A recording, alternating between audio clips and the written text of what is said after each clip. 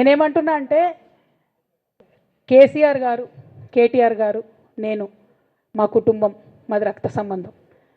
పదవులు పోతేనో పార్టీలకు వెళ్ళి సస్పెండ్ చేస్తేనో పోయేటటువంటి బంధం కాదు.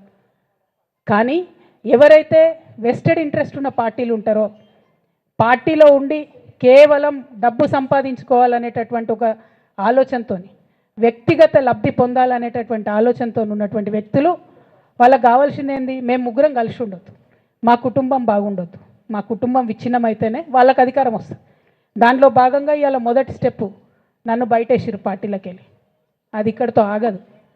నేను గౌరవనీయులు పెద్దలు దైవ సమానులు కేసీఆర్ గారిని విజ్ఞప్తి చేస్తూ ఉన్నా, మీకు ఒక సూచన చేస్తూ ఉన్నా. దయచేసి మీ చుట్టూ ఏం జరుగుతున్నదో ఒకసారి చూసుకోండి నాన్న. నన్ను ఇవాళ బయటకు పంపొచ్చు, నేను మీలాగా స్ట్రేట్ ఫార్వర్డ్ ఉంటా, నిజాలు మాట్లాడతా. నేను ఉద్యమం నేపథ్యం నుండి వచ్చిన కాబట్టి నాగ్గా ఉన్నది లేనట్టుగా, లేనిది ఉన్నట్టుగా, మోసం చేయాలని చెప్పో ఇంకోటి చేయాలని చెప్పో మాట్లాడను. స్ట్రేట్ ఫార్వర్డ్గా ఇష్యూస్ మాట్లాడతా కాబట్టి నన్ను ఇలా బలి చేసిండ్రు, పర్వాలే. కానీ రేపటి నాడు ఇదే ప్రమాదం రామన్నకు కూడా పొంచుంది, రేపటి నాడు ఇదే ప్రమాదం మీకు కూడా పొంచుంది. అల్టిమేట్గా బీఆర్ఎస్ పార్టీని హస్తగతం చేసుకోవడానికి జరుగుతున్నటువంటి కుట్రలో భాగంగానే ఇవాళ నన్ను ఎలిమినేట్ చేయడం జరిగింది.